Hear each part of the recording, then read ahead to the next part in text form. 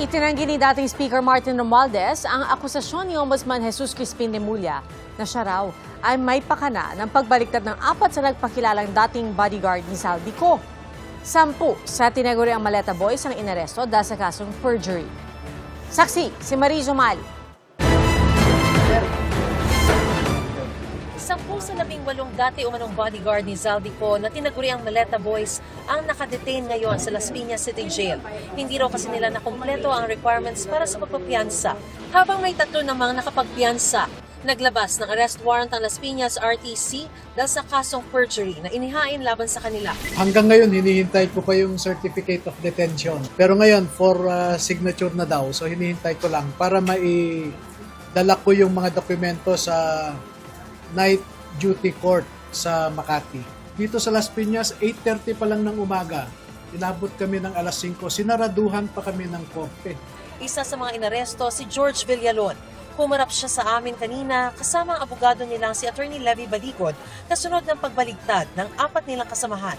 Itinanggi ni na Baligod at Villalon na pinangakuan ng pera ang mga tinaguriang Maleta Boys kapalit ng pagpirma ng affidavit kung saan inaakusahan ng ilang personalidad na tumanggap ng pera. Well, yung sinasabi nilang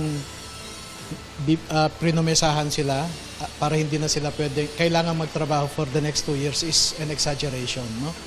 What I actually told everybody, not only the 4, but to the whole 18 plus 7 and plus 10, no?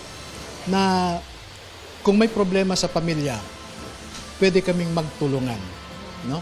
Pero yung promise na sinabi nilang limpak-limpak na salapi, that is the exact opposite of what I told them. Ayon kay Villalon, malaking pera umano ang inalok para sa pagbaligtad ng kanyang mga kasamahan. Sasabi ko lang sa kasama ko, sana naisipan nyo mabuti yung sinasabi nyo, nagpadala ka sa pera.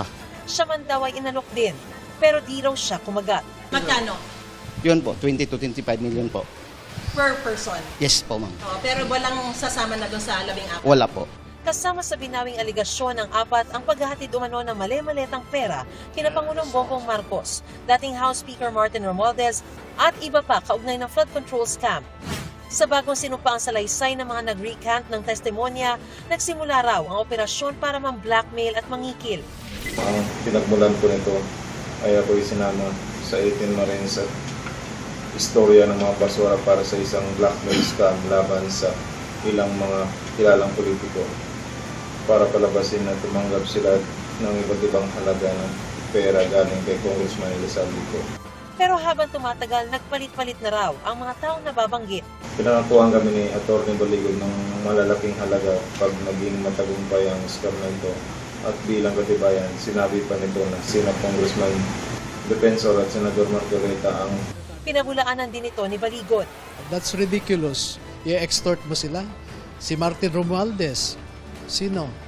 Mga senador, mga congressmen? That's very far from truth. Medyo exaggerated na yan. Tingin ni Ombudsman Jesus Crispin Remulla, si dating Speaker Romualdez ang nasa likod ng pagbawi ng testimonya ng mga dati umanong bodyguard ni Ko. Gusto raw ni Romualdez pahinain ang kasong binubuo laban sa kanya.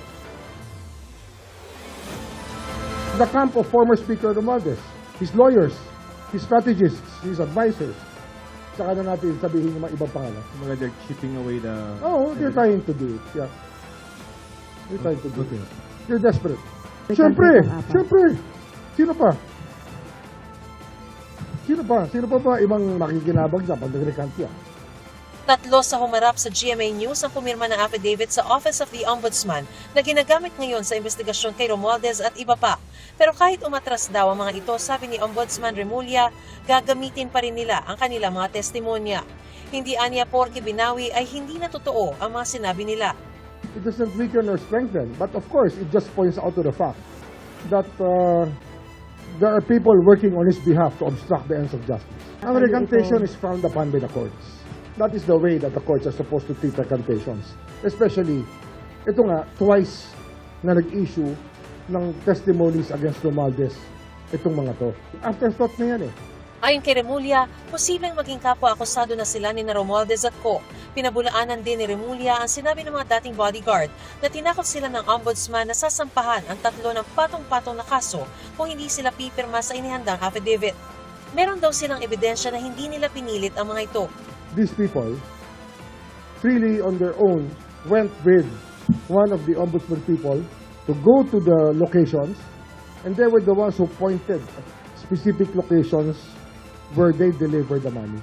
Ayaw nga nila ng protection kasi nga kaya nila yung sarili nila. Paano sila matakutin? We're offering them security. May tumatawa pa nga May kinikilig pa nga habang pumipirma Tuwan-tuwa Sa isang pahayag, maring itinanggi ni Romualdez na siyang nasa likod ng pag-recant. Ang pagbaliktad daw ng mga dating bodyguard ay patunay umano na ang mga akusasyon ay di totoo at gawa-gawa lang.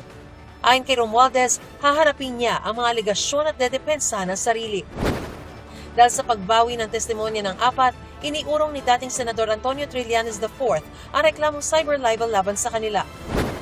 Si Blue Ribbon Committee Chairman Senator Erwin Tulfo na naghain ng reklamong oral defamation, hindi raw nagulat sa pag-recant ng ilan sa dating umanong bodyguard Vico. Expected ko na ho yun na magre-recant ho sila because talagang from the very start, alam naman ho ng lahat ng tao na those stories that they're making up. Kasi kung talagang totoo yung sinasabi nila, hindi siguro ganun kadaming demanda ang abutin nila. Halos lahat na binanggit nila, nagdemanda including myself Doon siguro sila naisip. And then just to clarify, yung final ho namin sa Pasay, hindi po sila nag-a-appear. Ilang beses na po sinapina. Hihingan pa namin ng pahayag ang mga bumaligtad na dating bodyguard. Ako si Mariz Umali ang inyong saksi.